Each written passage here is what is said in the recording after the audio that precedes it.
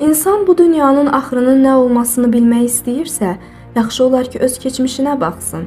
İndiyə qədər etdiyi bu ömür ərzində nə olubsa, bundan sonraki olan ömründə də elə bu olacaq. Nə vaxta qədər qəflət ilə günümüzü keçirəcəyik? Çəkdiyimiz dərd bu gün necə olacaq? Axşama nə yeyəcəyik? Bu uşaqlarımın gələcəyi necə olacaq? Mənim də maşınım olsaydı və s.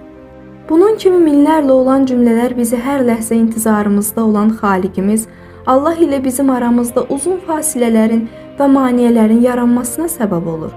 Bu maneələrin hər biri həqiqətdə hicab və hər bir hicab da həqiqətdə insanın həqiqətdən qafil olmasına səbəb olur. Sonra da deyirik, niyə belə oldu? Niyə Allaha yaxınlaşa bilmirəm? Cavab məlumdur. Allaha yaxınlaşmağa ehtiyac yoxdur. Çalışaq özümüzə yaxınlaşaq. Çünki Allah bizimlədir. Amma biz isə Allah ilə deyilik. Əgər özümüzə yaxınlaşsaq, birbaşa Allaha yaxınlaşmış olarıq.